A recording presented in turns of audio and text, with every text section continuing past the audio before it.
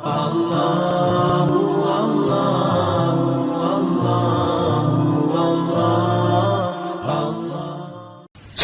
orang dalam kehidupan ini senantiasa berusaha meraih dan mencari sesuatu yang mendatangkan keuntungan. Setidaknya keuntungan yang bersifat moral. Ini berarti bahwa setiap orang pun dalam hidup ini selalu berusaha menghindari hal-hal yang bisa membawa kepada kerugian, sekurang-kurangnya kerugian yang bersifat moral. Apa yang mendatangkan keuntungan, apa pula yang membawa kerugian, persepsi setiap orang pasti berbeda tentang itu. Ada yang beranggapan dia akan beruntung kalau pangkatnya naik, jabatannya menjadi tinggi, hartanya bertambah, tanahnya makin luas, pabriknya makin besar, dan begitu seterusnya. Al-Quran dengan tegas mengajarkan kepada kita, di bawah sumpah Allah menyatakan, wal asri, demi masa, innal insana lafi khusr, sesungguhnya manusia pasti berada di dalam kerugian. Sudah diawali dengan wawu lil qasam, sumpah, menggunakan dua huruf taukid, inna dan lamut taukid. Innal insana lafi khusrin, sesungguhnya manusia benar-benar pasti berada di dalam kerugian. Tanahnya luaskah, pabriknya banyakkah, hartanya berlimpahkah, jabatannya makin tinggikah, pasti di dalam kerugian. Ini sesuatu yang kita semua tidak menginginkan. Dan Allah lalu memberikan jalan keluar agar tidak menderita kerugian itu. Bagaimana caranya? Ada istisna, illa, kecuali orang-orang yang tidak akan merugi itu. Pertama, illalladzina amanu, orang yang dalam hidup ini punya iman. Jadi alangkah indahnya jabatan itu kalau jatuh di tangan orang beriman. Alangkah baiknya harta itu kalau dipegang tangan orang yang beriman. Alangkah manfaatnya ilmu pengetahuan itu kalau dipegang juga oleh tangan orang-orang yang beriman. Imanlah yang menyelamatkan manusia dari kerugian. Ada ungkapan bahwa ilmu bikin hidup jadi mudah, seni bikin hidup jadi indah, dan iman bikin hidup jadi terarah. Tidak terbayangkan bagaimana sebuah jabatan apabila tidak dilandasi dengan keimanan. Tidak terbayangkan bagaimana nasib harta benda kalau jatuh di tangan orang yang jauh dari iman. Karena itu untuk selamat dari kerugian, nilai imanlah adanya. Tanpa nilai iman, semua akan jadi fata morgana. Hal kedua yang menyelamatkan manusia dari kerugian adalah wa'amilus shalihat. Iman tadi dibuktikan dengan amal soleh. Sebab apa? Iman adalah generator. Iman adalah power yang melahirkan energi dan menimbulkan gejala. Seseorang beriman atau tidak bisa kita lihat. Tapi bisa kita dinilai dari gejala yang ditimbulkan oleh nilai iman tadi. Dalam bentuk amal saleh. Sehingga dalam keseharian kita bisa bilang, orang itu imannya bagus ya. Kok tahu kamu? Sujudnya hebat. Orang itu imannya bagus ya. Kok ngerti kamu? Sedekahnya berani. Orang itu imannya tinggi ya. Kok tahu kamu? Jihadnya luar biasa. Iman sesuatu yang abstrak. Tetapi dia menimbulkan gejala. Dan gejalanya tidak lain adalah amal yang saleh. Kalau sebuah power generator tidak menimbulkan gejala, tentu terjadi something wrong. Ada yang salah. Bisa korsleting, bisa kebakaran, bisa tidak nyambungnya arus pendek dan arus panjang, tidak bertemunya negatif dan positif, dan begitu seterusnya. Begitulah kalau iman tidak menimbulkan refleksi berupa amal yang soleh, ada sesuatu yang harus diservis, ada sesuatu yang harus diperbaiki. Maka dalam berbagai ayat di dalam Al-Quran, amanu tidak terpisahkan dengan wa'amilus solihat. Iman, amal soleh. Iman, amal soleh. Sebagai pertanda, dua hal itu memang tidak bisa terpisah satu dengan yang lain. Gak bisa secara tenang-tenang orang berkata, saya biar pelit iman saya kuat loh. Saya biar tidak sholat iman saya mantap mas. Saya biar tidak pernah jihad tapi iman saya luar biasa. Tidak mungkin logika seperti itu. Setiap amanu melahirkan gejala yang disebut amal saleh. Ini hal yang ketiga.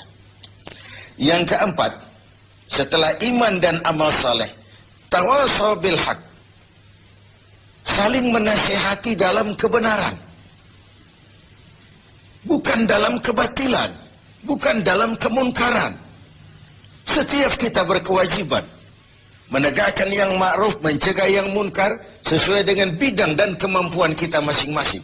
Orang yang selamat dari kerugian selalu nasihat menasihati dalam kebenaran, betapapun resikonya, betapapun kondisi masyarakatnya. Tegar, dan ini pernah diingatkan oleh Rasul, akan selalu ada di tengah umatku sekelompok orang yang tegak menyatakan kebenaran. Dia tidak takut risiko yang tumbuh karenanya. Sebagai yang diungkapkan oleh Napoleon, kalau ada 1000 penegak kebenaran, saya satu di antara yang 1000 itu. Kalau ada 100 orang yang menegakkan kebenaran, saya juga satu dari yang 100 itu. Kalau ada 10 orang yang menegakkan kebenaran, saya pun satu dari yang 10 itu. Kalau hanya 1 orang yang berjuang menegakkan kebenaran, sayalah yang satu itu. Walaupun besok langit akan runtuh, bumi akan bergulung, kebenaran tetaplah kebenaran. Orang yang tegar menghadapi kebenaran makin langka. Orang yang tidak larut di dalam memperjuangkan kebenaran semakin sedikit jumlahnya. Tapi kalau kebenaran tidak ditegakkan, keadilan tidak dinyatakan, maka kebatilanlah yang akan berkuasa. Sungguh pun demikian. Yang keempat, Allah menutup ayat ini, watawasaw bis sabr. Nasihat menasihati dalam kebenaran dan nasihat menasihati dengan cara yang sabar. Kalau kebenaran sebuah prinsip, maka kesabaran adalah sebuah strategi. Jika kita benar, kita harus sabar. Kalau kita sabar, harus karena benar. Kebenaran tanpa kesabaran membuat kita mudah dipatahkan orang. Sebaliknya, kesabaran tanpa kebenaran membuat kita diinjak terus oleh yang lain. Kalau punya prinsip, harus punya strategi. Strategi digunakan untuk sebuah prinsip. Prinsip tanpa strategi, habis kita digusur orang. Strategi tanpa sebuah prinsip, habis kita diinjak terus oleh yang lain. Inilah Ramadan, di mana kita berusaha meraih keuntungan yang sebesar-besarnya. Setidaknya keuntungan yang bersifat moral, dengan melakukan pendekatan-pendekatan yang intensif kepada Allah, dengan memupuk keimanan, memperbanyak amal saleh, nasihat menasihati di dalam kebenaran, dan menasihati dengan cara yang sabar, sehingga terhindarlah kita dari kerugian. Setidaknya kerugian secara moral. Kalau kehilangan harta kita sangat merugi, bagaimana pula kalau kehilangan iman? Bagaimana pula kalau kita kehilangan amal saleh, menghadap Allah tidak ada bekal yang kita bawa? Bagaimana pula kalau kita tidak ikut tegak menegakkan kebenaran, bahkan larut dalam kebatilan, berpangku tangan terhadap ketidakadilan? Kata Nabi, as-sakitu 'alal batil syaitanun akhras. Orang yang diam dari menghadapi kebatilan, tidak berani menyuarakan kebenaran, sama dengan setan gagu. Sekali lagi, orang yang tidak mau menyuarakan kebenaran dan diam menghadapi kebatilan, oleh Nabi dikatakan syaitanun akhras, sama dengan setan yang gagu. Berlindung kita kepada Allah, jangan masuk dalam kelompok yang seperti itu. Dari ayat surah yang pendek ini kita ambil beberapa catatan. Pertama, intan paling mahal, mutiara paling berharga dalam hidup ini tidak lain adalah nilai-nilai iman. Biarkan zaman berubah, akidah jangan sampai goyah. Silahkan masa berganti, keyakinan jangan jadi mati. Karena iman kita hidup, untuk iman kita berjuang, dan dalam iman kita ingin kembali menghadap Allah. Yang kedua, buah daripada iman adalah amal soleh. Amal soleh, refleksi yang ditimbulkan oleh nilai-nilai keimanan.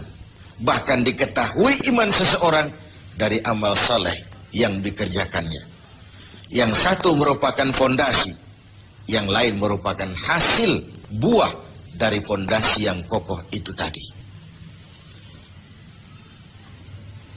Dalam Al-Quran Allah menjelaskan, "Huwallazi khalaqal mauta wal hayata liyabluwakum ayyukum ahsanu amala." Dialah Allah yang telah menciptakan hidup, yang telah menciptakan mati bagi kamu sebagai ujian, siapa di antara kamu yang paling banyak amal salehnya. Ada hidup dan mati sebagai batu ujian untuk mengetahui siapa yang terbanyak amal salehnya. Kemudian yang ketiga, kita harus tetap tegak melaksanakan kebenaran, tapi dengan cara yang sabar, dengan tetap menggunakan strategi. Haqqun bila nizamin yaghlibuhul batilu binizamin. Kebenaran tanpa strategi bisa dikalahkan oleh kebatilan yang memakai strategi. Kebenaran yang tidak terorganisir akan bisa dilumpuhkan oleh kebatilan yang terorganisir. Maka diperlukanlah semangat kebersamaan untuk menegakkan yang ma'ruf dan mencegah yang munkar bagi kemaslahatan kita sebagai umat. Allah